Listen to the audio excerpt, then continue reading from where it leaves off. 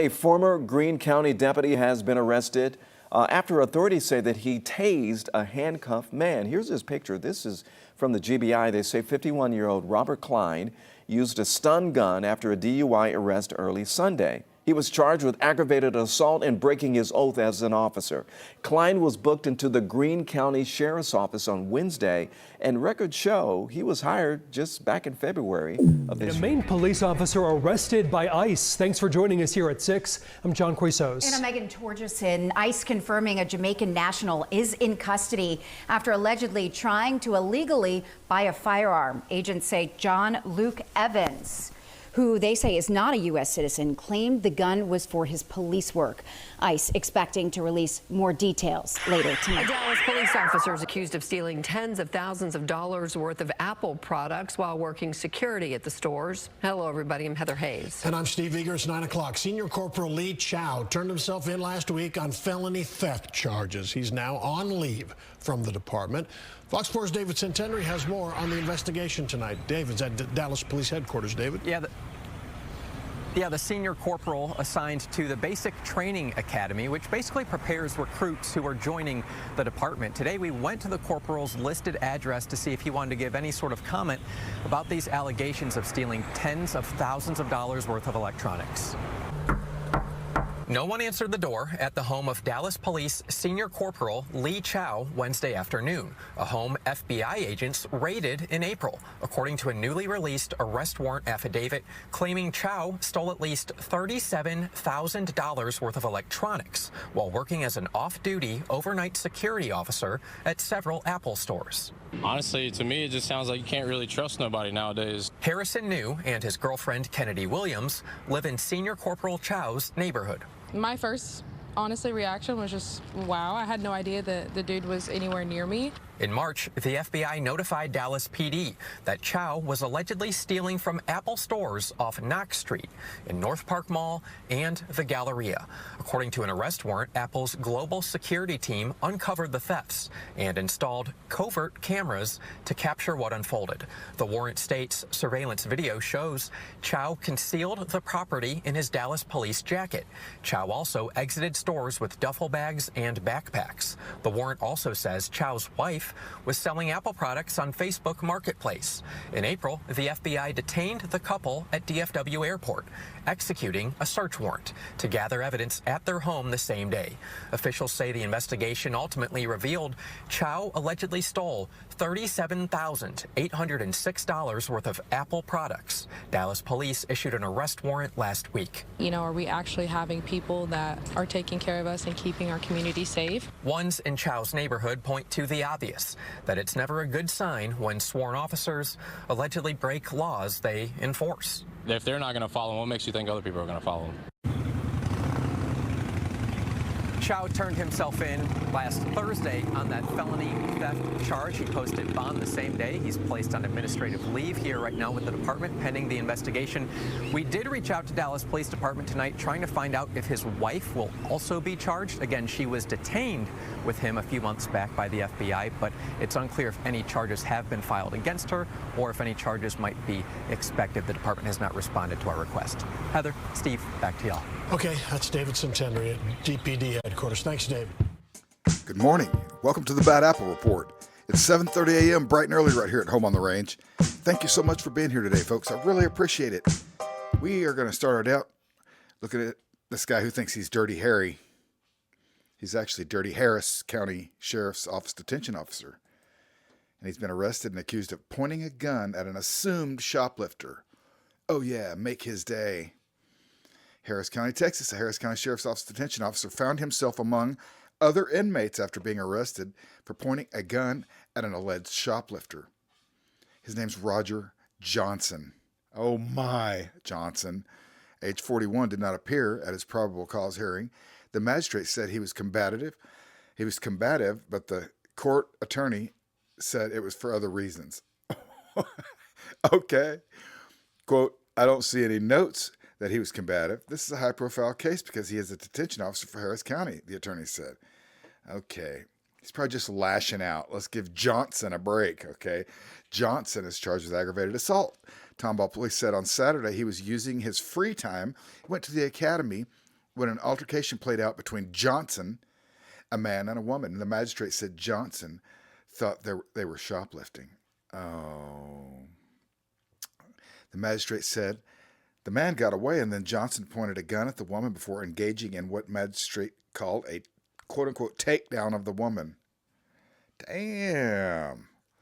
Quote, this is an instance of a non-licensed peace officer person who works in a semi-related law enforcement capacity pulling a gun on a person he suspected was the shoplifter, the magistrate said. Johnson whipped it out. The magistrate also said that Johnson alleged the woman reached for something, naturally, prompting him to pull out his weapon, but the surveillance video contradicted that. The magistrate also revealed that the woman didn't have any stolen goods on her. Johnson, the man and the woman, were all arrested. Wow. Dennis Tovar and Claudia Saldana are facing misdemeanor theft charges. Court records show they were both accused of taking multiple sets of shirts, shorts, and shoes from the academy. Uh-oh. The magistrate said she's concerned with how Johnson handled the situation and set his bond at $10,000. Let that be a lesson to you. Okay, quote, a shoplifting case where you have no idea the value, whether it's a misdemeanor, whether it's a felony, whether a person is actually involved. It's one thing to help a police officer nearby trying to detain someone physically with your arms. It's another pointing a gun at them, the magistrate said. Okay. And the crew did see Johnson and his lawyer as Johnson was being released, but neither made a comment. Aw, well, at least we got to look at Johnson.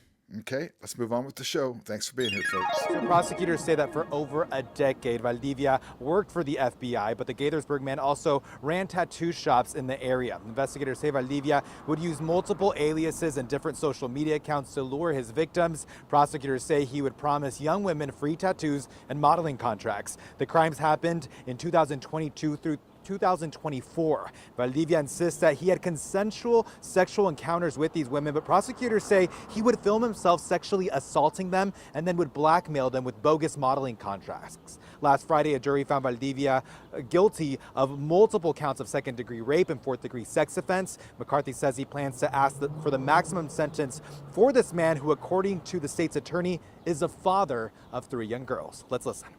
He selected systematically vulnerable, unsophisticated young girls that were caught up in the lure of getting their first tattoo for free or the potentials of a modeling career.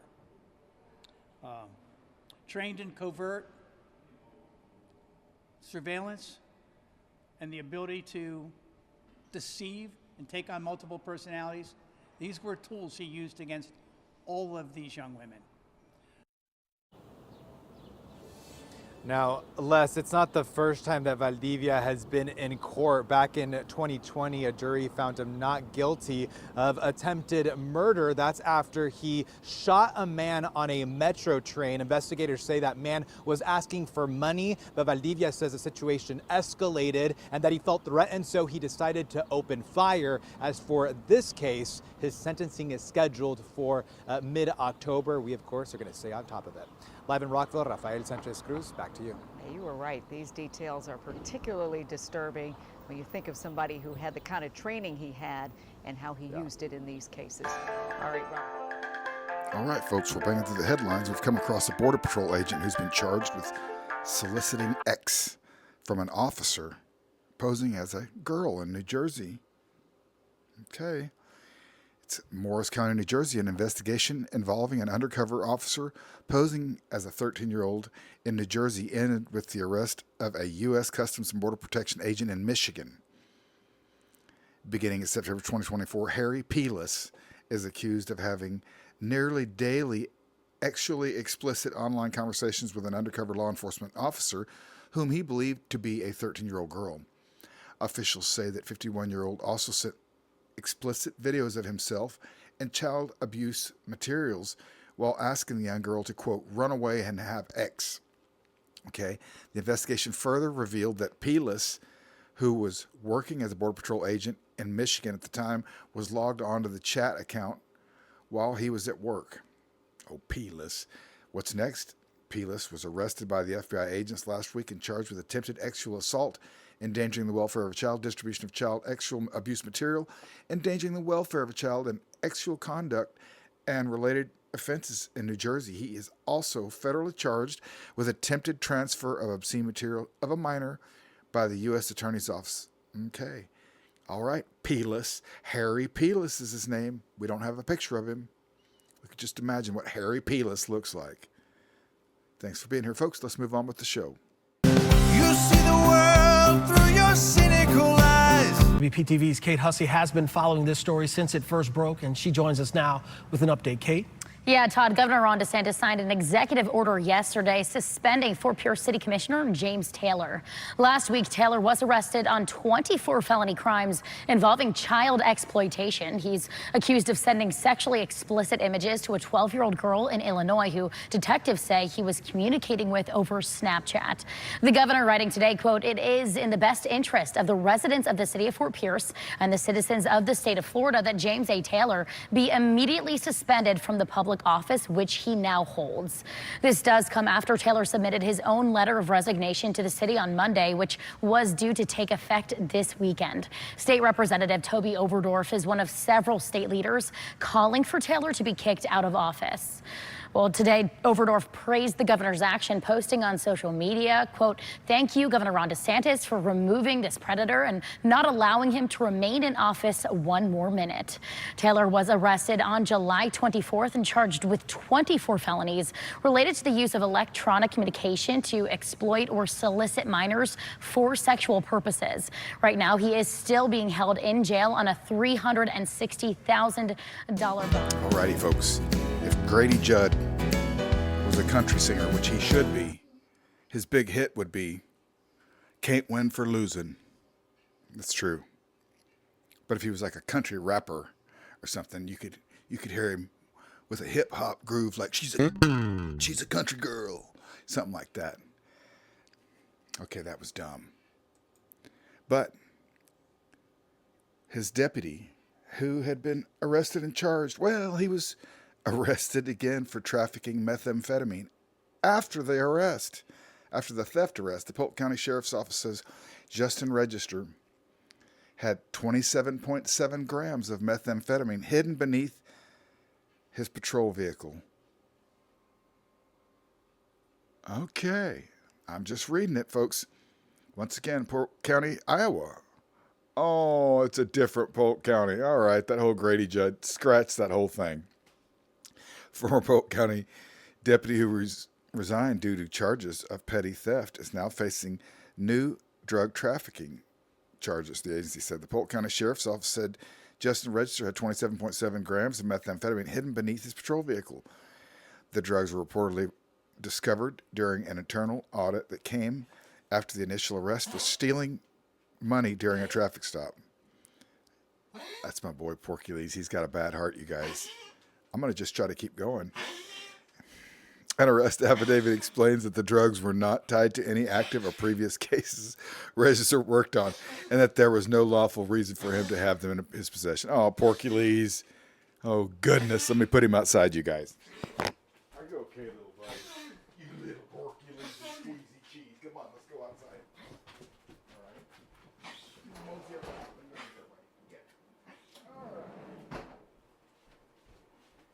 Okay. Now, where were we? It says here that an arrest affidavit explains that the drugs were not tied to any active or previous cases that Register worked on. I already said that, but a felony arrest warrant was issued for Register, and he was taken into custody at his Winter Haven home. Oh. He is charged with trafficking methamphetamine and possession of drug paraphernalia. Prosecutors are continuing to review Register's past arrests and reports as part of the investigation. So Justin Register's arrest for petty theft was when he was a former traffic enforcement deputy. He was reported last month by two other deputies who were assisting him at a traffic stop in Fort Meade. A driver was arrested by Register for allegedly driving without a valid driver's license. Remember, we reported on this, you guys. And then when the other deputies arrived on the scene, one of them reported seeing Register putting the driver's wallet and phone inside the trunk of his patrol car. The deputy saw register go back to the trunk a short time later. Sheriff's office explains that the daughter of the driver arrived to the scene and asked if she could collect his belongings. According to the deputy, register returned to the trunk of a patrol car and handed over the items to the daughter, including $82 from the driver's wallet. The driver claimed his wallet had at least $300 inside. Okay, so that was the story we already reported on Register, the goofball. And there's more of a play-by-play, but you already know it. You should have known just with one look at this guy, he was a bad apple. But a couple of arrests later, now we can confirm he's a bad apple. He made it on the Bad Apple Report again. Okay, thanks for being here, folks. Let's move on with the show. I'm your Volusia County community correspondent, Molly Reed. Former Ormond Beach police officer Jacob Cannon was adjudicated guilty here in Volusia County courts today. The judge gave him 6 months in jail, followed by 2 years of probation, which was much lower than what prosecutors were looking for. I watched all of the videos. Ms. McCree was highly intoxicated. She was verbally abusive. But that's your job in law enforcement, to deal with all sorts of people. But Judge Catherine Weston also took into account the defense's argument that Jacob Cannon suffers from a mental illness and needs treatment. I am not downward departing because you are a police officer. I am downward departing because you have no criminal history, and I'm trying to treat you the same as I would anybody else. Ormond Beach police released the video of the December incident just last month that led to Cannon's arrest. Officers had arrested Shannon McCree on a DUI after a rear-end crash with the motorcycle. They said she was showing signs of impairment. In the video, McCree can be seen standing up despite the officers asking her to sit back down. Cannon is then seen throwing her to the ground, her head appearing to smack against the glass wall. McCree was taken to the hospital with a head wound. Cannon was placed on leave at the department, later charged with battery, and resigned. On Friday, when Cannon's sentencing hearing officially started, he apologized. You guys, this content would be no fun to put together if you weren't here to watch it and to leave comments. I really appreciate you. You're awesome. And the reason I whip up bad apples for you is because I like hanging around you guys. All right? So I'm going to whip up another batch for you, and we'll see you right back here tomorrow morning at 7:30 a.m. bright and early. You've got it all.